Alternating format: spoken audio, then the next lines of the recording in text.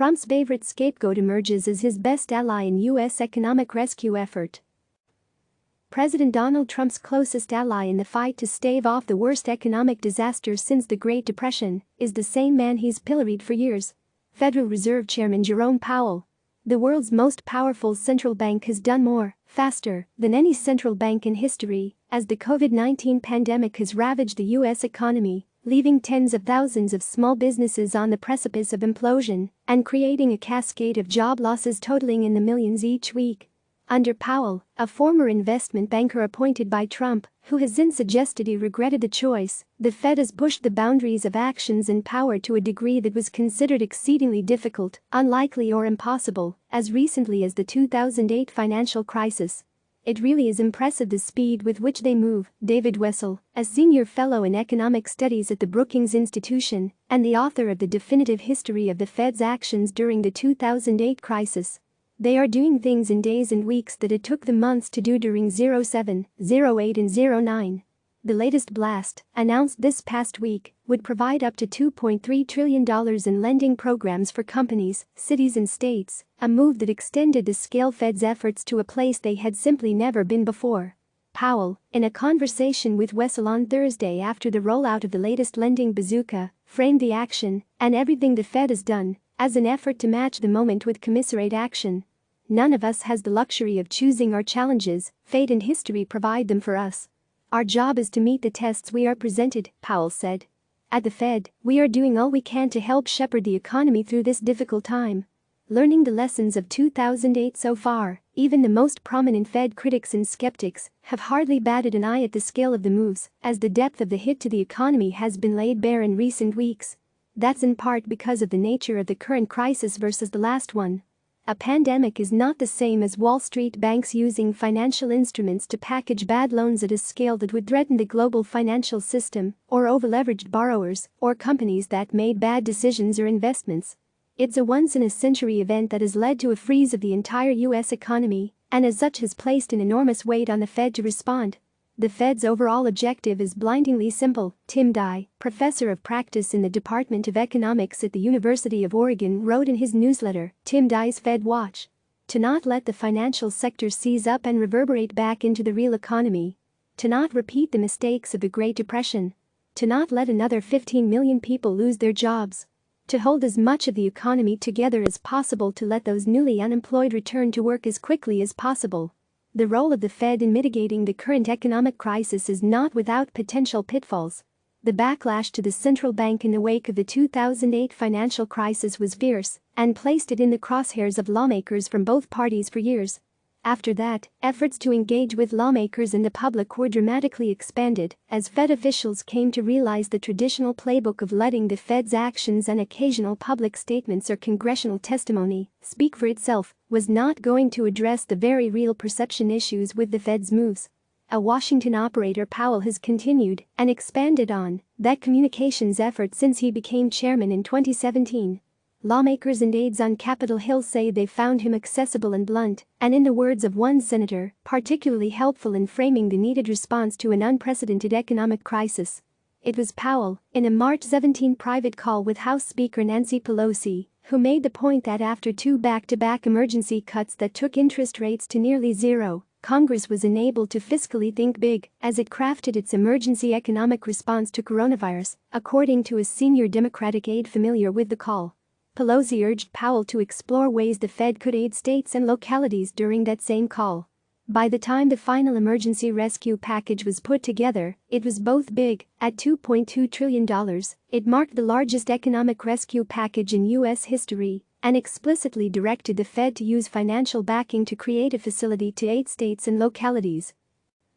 While the Fed's economic power is unparalleled, its role in nearly every aspect of the current effort to rescue the economy is striking, both in direct action or with regulatory moves to assist other elements.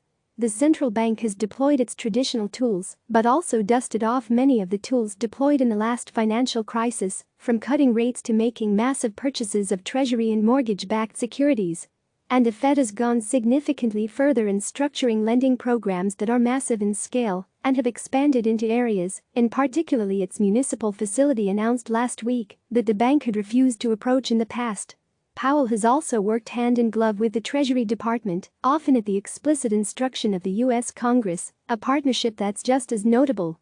The Fed's role in the $2.2 trillion rescue. The $2.2 trillion economic recovery law passed in March placed significant onus, in the form of $454 billion in taxpayer money, to serve as credit protection in the Fed to craft programs to assist businesses, states and localities.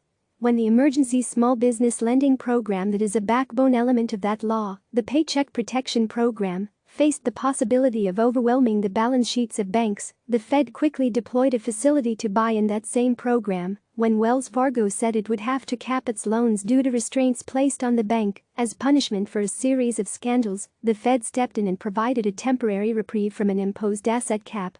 The bank immediately expanded its participation in the program. The Fed joined with other banking regulators to ease broader restrictions on banks as well. Even the timing of announcements have served to bolster the markets.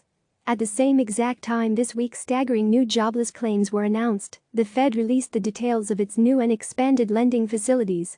The market stayed positive throughout the day, in spite of the devastating jobs numbers, largely on the back of the Fed's action. The Fed's moves aren't without potential pitfalls, as the last crisis displayed on numerous occasions. The bank can't do everything, something Powell made clear in his conversation with Wessel.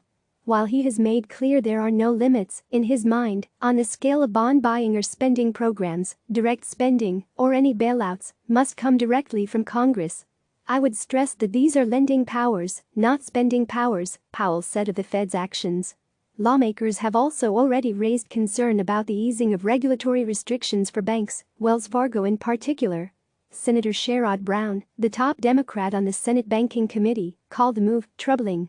If the Fed wants Wells to focus on community lending, and if Wells is truly committed to its communities and customers, the bank could instead have given up other risky lines of business in order to serve small businesses, Brown said. Brown, along with Sens. Elizabeth Warren and Brian Schatz, fired off a letter to Powell on Friday, calling out the Fed's missteps in how it has treated the regulatory environment for banks since the onset of the crisis, and asking for the central bank to take immediate steps to stop buybacks, dividends, and other bank activities that increase risk to the financial system. While the Fed's monetary policy actions in response to the coronavirus outbreak are commendable, we are deeply concerned that the Fed is not ensuring banks remain healthy enough to continue lending into what may be a prolonged recession, the Democratic senators wrote.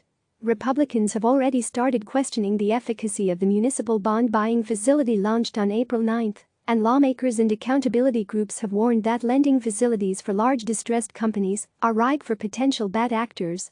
There's probably going to be some problems and some scandals, and some of that mud will splatter on the Fed, said Wessel, who also noted another potential issue that is likely to rear its head as the pandemic is brought under control.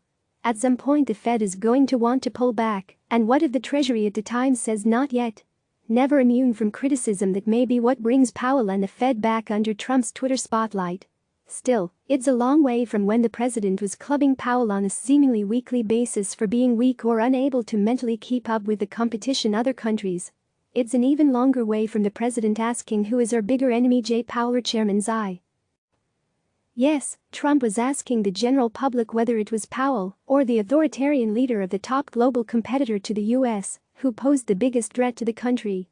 For now, however, as the U.S. economy continues to convulse, Powell has made clear the Fed has no intention of letting up soon. We will continue to use these powers forcefully, proactively, and aggressively until we are confident that we are solidly on the road to recovery, Powell said Thursday. Click subscribe to receive the latest news.